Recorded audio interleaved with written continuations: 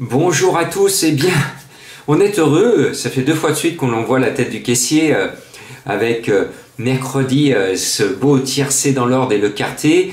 Et pour parler de mercredi et encore ce jeudi où je vous donne le tiercé, quarté, quinté alors que c'était difficile, c'est la fidélité qu'il faut que je vous apprenne aujourd'hui. Pourquoi j'ai donné le tiercé dans l'ordre mercredi? Parce que je suis fidèle à Balbir qui est un cheval qui s'est révélé dans notre région lyonnaise. Et puis mon chouchou, c'est Bayakeno, mercredi, qui m'avait permis de vous donner un joli quintet dans le prix de Belgique. C'était au mois de janvier et j'étais le seul à vous dire qu'elle allait se qualifier ce jour-là pour le prix d'Amérique. Et même s'il n'était pas déféré, je savais que c'était pas son objectif mercredi, ma fidélité m'a permis de la mettre dans ma sélection et bien m'en a pris puisque je vous donne le tiercé dans l'ordre. Et là, ce jeudi, c'est pareil. Je suis fidèle à la mère Michel. J'aime bien l'appeler comme ça. C'est une cavalière que j'estime beaucoup, qui a eu des petits pépins et qui nous revient en bonne forme. Et elle était en selle sur Vespera et elle a fait l'arrivée. Et puis, on m'a fait une remarque, oui, c'est vrai que je vous ai dit que l'indice était à 0, que c'était très compliqué. Et bien finalement, je me dis, il faudrait que les jockeys restent à l'écurie et que les cavalières prennent leur place, parce que j'ai vu la course, elle a été extrêmement régulière. Et finalement, tout a été bien monté, ça a été limpide et la course a été logique. Si tous les quintés de plat pouvaient être aussi logiques, eh bien je pense qu'il faut mettre beaucoup plus de femmes dans nos pelotons, parce que là, franchement, la course régulière, les bonnes chances se sont retrouvées à l'arrivée. Et là aussi, c'est une méthode, je prends le temps ce soir, parce que c'est le long week-end de la Toussaint qui arrive, pour bien vous dire comment on construit un pronostic et comment vous pouvez construire votre jeu. Je vous avais quand même précisé qu'il y avait un entraîneur qui avait visé la course ce mercredi, il en présentait 3. Rappelez-vous, à chaque fois, quand je vous dis un entraîneur en présente 2, voire 3, ça veut dire qu'il a visé la course, et sur les 3, la joquette, la meilleure joquette, c'était Mademoiselle de Souter, qui était la plus expérimentée. Elle était en selle sur un cheval qui m'appelait, le 10 Paris-Paris. Eh bien, Paris-Paris a fait la sensation, il a fait la cote, il est arrivé 4e. Comme quoi, faites attention au choix des entraîneurs et au jockey ou à la joquette qui a été choisie, parce que ça vous permet de trouver la bonne ligne. Et c'est sur ce raisonnement que l'on va bosser maintenant sur Compiègne. J'ai failli vous emmener en forêt de Fontainebleau, là je vous aurais posé un lapin. Non, on est bien à Compiègne. Nous allons sauter quelques haies et peut-être revoir derrière le buisson, derrière les fagots, la tête du caissier. Alors, la course semble simple à la lecture des partants. Il semblerait que le haut du tableau, les 7-8 premiers chevaux, tiennent la clé de la solution. Mais c'est trop beau pour être vrai. Il faut se méfier quand c'est, surtout en obstacle, quand cela vous semble très facile en obstacle. Méfiance, méfiance, il y a anguille sous roche. Par contre, vous le savez, depuis plus d'1 an, j'ai une méthode que j'applique et je suis fidèle à moi-même. En obstacle, quand il y a un Nicole, je le mets en tête. En obstacle, quand il y a 2 Nicole, je les mets en tête. En obstacle, quand il y a 3 Nicole, ainsi de suite. Voilà. Donc voilà, ne soyez pas surpris d'avoir 2 Nicole en tête de ma sélection. Alors après, lequel mettre en tête? Quel est le meilleur des deux? Ben, il n'y a pas photo. Moi, j'ai mis celui qui doit gagner. C'est le 2 Guadeloupe. Avec lui, j'espère qu'il n'y a pas un loup quelque part et qu'on va pas aller voir le loup. Voilà. Je pense qu'il va tous les manger. Pourquoi? Parce que des 2 Nicole, c'est un cheval qui est tout neuf et il ne peut que progresser. Et je pense qu'il vaut mieux qu'un quintet. Contrairement à Déporte-toi, le numéro 4, qui a un joli nom, je l'ai mis tout de suite quand j'avais vu sa première participation dans un quintet. Déporte-toi, c'était obligatoire que je le mette. C'est un cheval qui me donne raison régulièrement, mais c'est un cheval qui récemment m'a montré ses limites. Je pensais qu'il allait gagner, et puis finalement il a très très bien figuré, mais il a montré ses limites ce jour-là. C'est pour ça que je mets le 2 en tête, parce que Déporte-toi, il a envie de continuer à faire carrière dans les quintets, donc il ne faut pas qu'il prenne trop de plomb dans l'aile. Il ne faut pas que le handicapeur le surcharge de poids s'il veut continuer une brillante carrière dans les quintets l'année prochaine et notamment au printemps. Il va le gagner son tiercé, mais c'est pas la peine de le gagner tout de suite. Voilà, vous m'avez compris. N'empêche, on tient les deux bases, 2 et 4, comme ce jeudi, mes deux bases sont première et troisième. Alors, il y a quelqu'un qui m'a critiqué en disant « Oui, mais il ne fallait pas donner deux bases ». Alors j'ai répondu à cette personne-ci parce que j'ai appris à ceux qui me suivent régulièrement de faire du champ réduit au tiercé pour seulement 6 €, mes deux bases avec les 6 autres. Et je sais que parmi vous, il y en a qui fidèlement, on parlait de fidélité, font cette méthode. Mes deux bases ou vos deux bases associées à quelques chevaux. S'il y a 8 chevaux dans une sélection que vous suivez, ça peut être la sélection d'une autre personne, d'un autre journal, d'une autre radio, d'une autre télé. Vous faites cela, ça coûte 6 €, et puis des fois un champ réduit peut se compléter par votre regret, mon regret, un autre regret, et à chaque cheval que vous allez rajouter, vous rajoutez 1 €. Ce ne sont pas des jeux très coûteux, et cela vous permet de voir régulièrement la tête du caissier. Eh bien je me devais ce jeudi, même si je n'étais pas chaud, de vous donner les deux bases, et bien là ça payait, ça vous permettait de toucher cette fameuse méthode, et vous touchez le tiercé. Et bien là, partez en champ réduit du 2 et du 4, et quand on parle du 2 et du 4, il y a une autre méthode qui remonte à la naissance du tiercé en 1954. On dit, dans notre jargon turfiste, on joue à la 6-4-2. Donc 4-2 devrait appeler le 6. 6-4-2, c'est le jeu au tiercé qui est le plus joué, normalement.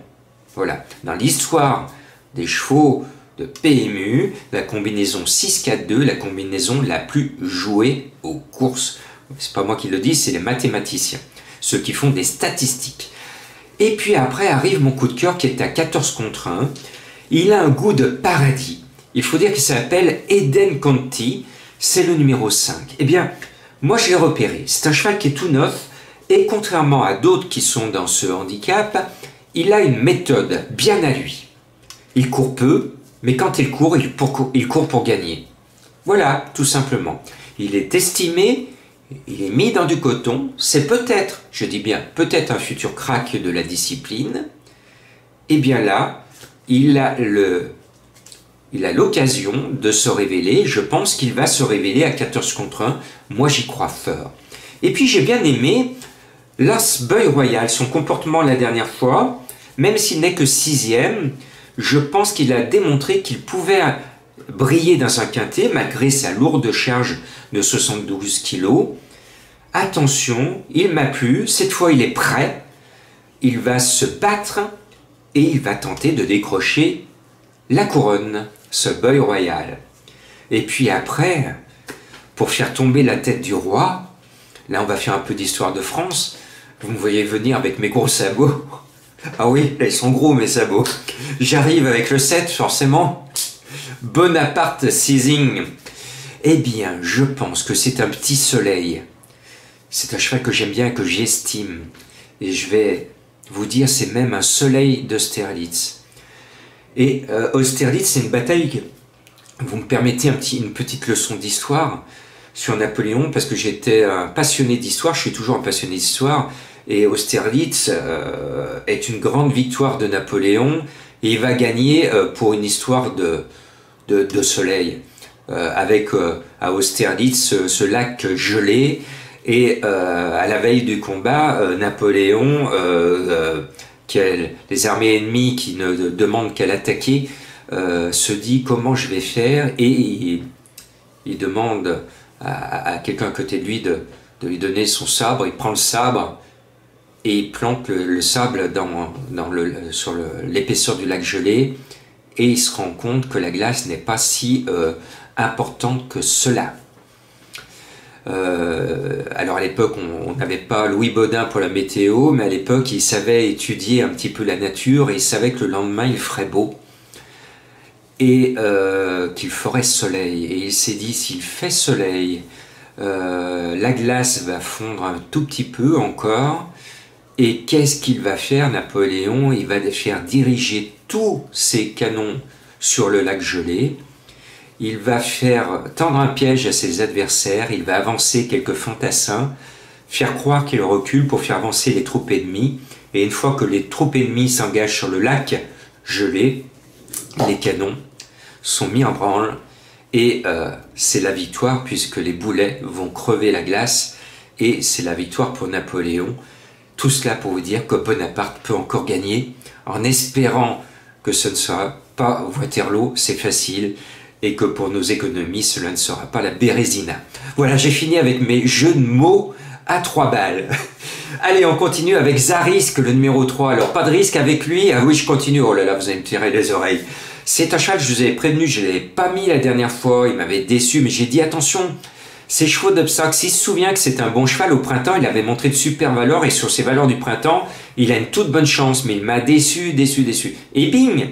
Il s'est souvenu ce jour-là qu'il avait de la qualité, il a refait sa valeur du printemps et il a gagné un queue en trompette. Ben là, il a pris son argent, c'est le plus riche, il ne va pas répéter sa victoire, mais j'ai bien aimé le style de son succès, puis il est saisonnier, il préfère l'automne, donc je pense qu'il est sur la montante et il devrait confirmer. Sauf s'il court comme un mauvais cheval de handicap, entre guillemets, le mot mauvais, parce que on est habitué à ces chevaux de handicap qui gagnent, et puis ensuite, pour vite perdre du plomb, le coup suivant, et les coups suivants, ils déçoivent, pour retrouver au plus vite un poids plus favorable. C'est malheureusement la règle des handicaps. C'est comme ça, il faut s'adapter. Et puis, je laisse traîner mes oreilles dans les écuries, j'ai eu des retours très favorables de Bowie autour du 6 des Aguadero, qui est un cheval que j'aime bien, que j'avais repéré dans le passé, et mes informations me confirment que le cheval est revenu au top et que l'entourage est confiant. Donc il devrait se montrer ô combien redoutable. Alors là, c'est un tiercé quartier quintet que je vais peut-être donner en 6-7 chevaux, dans l'hypothèse où cela soit logique comme le quintet de ce jeudi.